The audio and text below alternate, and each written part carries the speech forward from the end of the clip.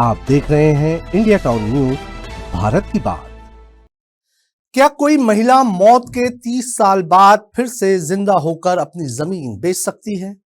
सुनने में किसी फिल्म की कहानी लग सकती है, लेकिन महासमुंद जिले के खल्लारी तहसील के ग्राम पतरेपाला से सामने आया यह मामला कई गंभीर सवाल खड़े कर रहा है। आरोप है कि वर्ष 1994 में मृत हो चुकी महिला लीलाबाई के नाम पर उसकी कृषि भूमि की रजिस्ट्री करा दी गई। शिकायतकर्ताओं का दावा है कि मृत महिला की पहचान का इस्तेमाल कर किसी दूसरी महिला को रजिस्ट्री कार्यालय में पेश किया गया और जमीन बेच दी गई। नमस्कार, आप देख रहे हैं इंडिया टाउन न्यूज, मैं हूं आपके साथ कमर गौस। अगर ये आरोप सही साबित होते हैं तो ये केवल एक जमीन विवाद नहीं, बल्कि राजस्व और पंजीयन व्यवस्था पर बड़ा सवाल होगा। आखिर 30 साल पहले मर चुकी महिला रजिस्ट्री ऑफिस तक कैसे पहुंची? यह खबर हमें भेजी है महासमुंद से हमारे संवाददाता आशीष गुप्ता ने। देखिए क्या है पूरा मामला। 70-80 साल से हम काबिज रहे हो जमीन में, तो जमीन के मालिक है 1994 में खत्म हो गए। जब मर चुके हैं बोला वो कोई जगह खड़ा है, कोई आदमी खड़ा हो बेचे जमीन ला। महासमुंद जिले के खल्लारी तहसील अंतर्गत ग्राम पतरापाली इन दिनों एक कथित भूमि फर्जीवाड़े को लेकर चर्चा में है। गांव में हर जुबान पर एक ही सवाल है, आखिर मौत के 3 दशक बाद लीलाबाई जमीन बेचने कैसे पहुंच गई? शिकायतकर्ताओं के अनुसार ग्राम पतरापाली स्थित खसरा नंबर 805, जिसका नया खसरा नंबर 339/8 बताया जा रहा है, कि मूल खातेदार लीलाबाई पति स्वर्गीय जेठूराम गोंड थी। शिकायत के मुताबिक लीलाबाई की मृत्यु वर्ष 1994 में हो चुकी थी। उनके निधन के बाद यह जमीन उनकी एकमात्र पुत्री रतबाई के नाम दर्ज हो गई थी, लेकिन वर्षों बाद अचानक इस जमीन की रजिस्ट्री होने की जानकारी सामने आई, जिसके बाद पूरे मामले ने नया मोड़ ले लिया। ग्रामीणों और शिकायतकर्ताओं का आरोप है कि जमीन पर भू माफियाओं की नजर पड़ी और एक सुनियोजित तरीके से कथित फर्जीवाड़े को अंजाम दिया गया।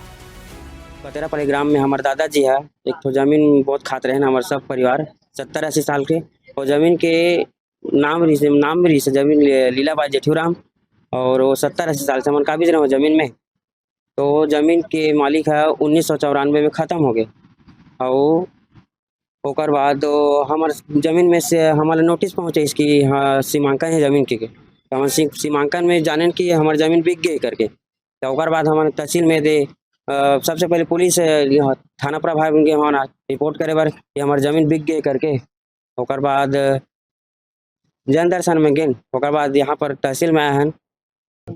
ओकर बाद वो जमीन है अभी कोई फर्जी आदमी है लीलाबाई जेठूराम करके, वो अभी वो मन बेच दे जमीन ला। तो पहली जो आदमी खत्म जमीन मालिक का ओकर मृत्यु प्रमाण पत्र या कोई जानकारी है? हाँ, मिसल में दर्शाया गया सर 1994 में लीलाबाई जेठूराम खत्म हो गए, और कोई लड़का नहीं है, लड़की एक जन है, ओकर बेटी रतबाई के नाम में दिखा रहे जमीन, लेकिन वो भी खत्म हो गई सुनई मात। तो अभी एकर फिर से रजिस्ट्री कब हुई सर? वो 2025 में हो सर। मतलब नया बना के खड़े हुए थे? नया गिरधारी लाल चंद्राकर जी ले जमीन ला, वो में बेचने वाला लीलाबाई जेठूराम। अभी जो मरे हुए आदमी जब मर चुके हैं बोला वो कोई जगह खड़ा है, कोई आदमी खड़ा हो बेचे जमीन ला, वो भी गाड़ा जाति के। शिकायत में कहा गया है कि मृत महिला लीलाबाई के नाम और पहचान का कथित रूप से दुरुपयोग किया गया। आरोप है कि उसी नाम की दूसरी महिला को महासमुंद के उप पंजीयक कार्यालय में प्रस्तुत किया गया और उसके आधार पर जमीन का विक्रय पंजीयन करा दिया गया। अब सबसे बड़ा सवाल ये उठ रहा है कि आखिर वो महिला कौन थी जिसने खुद को जमीन की वास्तविक मालिक बताया। यदि शिकायतकर्ताओं के आरोप सही हैं, तो ये मामला केवल फर्जी दस्तावेजों तक सीमित नहीं है, बल्कि सरकारी रिकॉर्ड और पंजीयन प्रक्रिया की कार्यप्रणाली पर भी गंभीर सवाल खड़े करता है। रजिस्ट्री के दौरान पहचान सत्यापन कैसे हुआ, आधार पहचान पत्र और अन्य दस्तावेजों की जांच किस प्रकार की गई, क्या संबंधित अभिलेखों का मिलान किया गया था, इन सभी सवालों के जवाब अभी सामने आने बाकी है। 1994 में लीलाबाई की मौत, जमीन पुत्री के नाम दर्ज, मृत महिला के नाम रजिस्ट्री का आरोप, जांच की मांग तेज। ग्रामीणों का कहना है कि यदि मृत व्यक्तियों के नाम और पहचान का इस्तेमाल कर जमीनों की खरीद बिक्री होने लगे तो किसी भी भूमिधर की संपत्ति सुरक्षित नहीं रह जाएगी। मामले ने पूरे गांव में चिंता का माहौल पैदा कर दिया है और लोग प्रशासन से निष्पक्ष जांच की मांग कर रहे हैं। ये जमीन संबंध में गांव में दो साल पहले मीटिंग हुई। अब मीटिंग में जो गांव के कोटवार है वो अपन कोई रिश्तेदारी के नाम में कर दे। तो ये है वो है मतलब कोई तो फर्जी हो गए कि साइड हो गए। ओकर बाद ये जमीन ला कोई दलाल मतलब सेवाकराम दलाल है ना, वो है दूसरा लीलावती और जेठूराम गाड़ा एकर मन फर्जी करवा के दूसरा जगह चंद्राकर कर बेचते हैं गिरधारी पहली ये चंद्राकर। जमीन काका नाम में थी। ये पहली जेठूराम लीलाबाई जेठूराम है ना गोड़। अब ये हमन छोटे रहे हमन जानथन वो आदमी ला, वो मन पतेरा पाली में रही है, हमन बिल्कुल जानथन। तो का वो जो जेकर पहली जमीन सो जिंदा इसकी खत्म हो गई, जो अभी रजिस्ट्री केस हो गई। वो खत्म हो गई सर, वो तो खत्म हो गई। अच्छा, हाँ 94 में। तो अभी कौन आके रजिस्ट्री कराई फिर से? ये ला सेवा खलाए है फर्जी, दूसरा बना के फर्जी लाए है। शिकायतकर्ताओं ने आरोप लगाया है कि कुछ लोगों ने मिलकर लाखों रुपए मूल्य की कृषि भूमि को कथित रूप से फर्जी तरीके से दूसरे के नाम कराने की कोशिश की। शिकायत में रजिस्ट्री निरस्त करने, संबंधित दस्तावेजों की जांच कराने तथा पूरे मामले की उच्च स्तरीय जांच की मांग की गई है। ये मामला अब केवल एक व्यक्ति या एक परिवार का नहीं रह गया है। सवाल पूरे राजस्व और पंजीयन तंत्र की विश्वसनीयता पर उठ रहा है। यदि वास्तविक खातेदार की मृत्यु 30 वर्ष पहले हो चुकी थी तो संबंधित अधिकारियों ने पहचान की पुष्टि किस आधार पर की? क्या दस्तावेजों का सत्यापन पर्याप्त था? और यदि नहीं तो इसकी जिम्मेदारी किसकी होगी?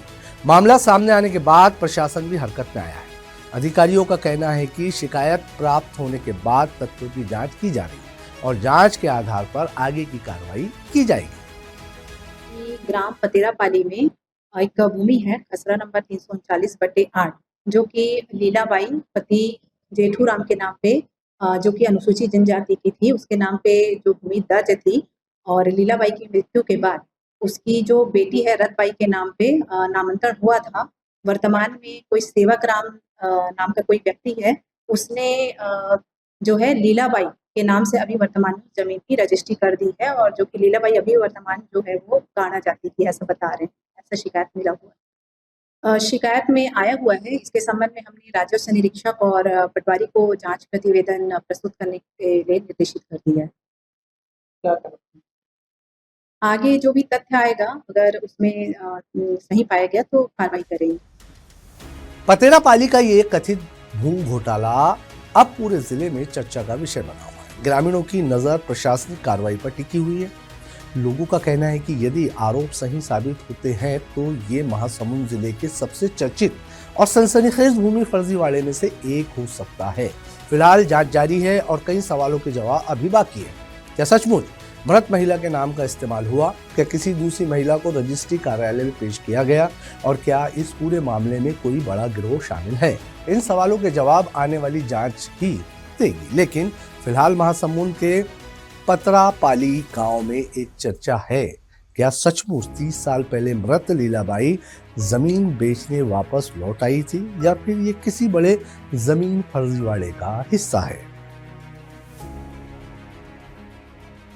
तो महासमुंद पतरापाली गांव से सामने आया ये मामला कई गंभीर सवाल छोड़ गया है।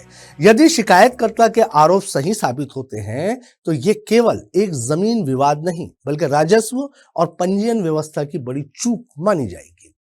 अब सभी की नजर प्रशासन और जांच एजेंसियों पर टिकी है कि आखिर मौत के 30 साल बाद जमीन बेचने पहुंची कथित लीलाबाई की इस रहस्यमय कहानी का सच कब और कैसे सामने आता है।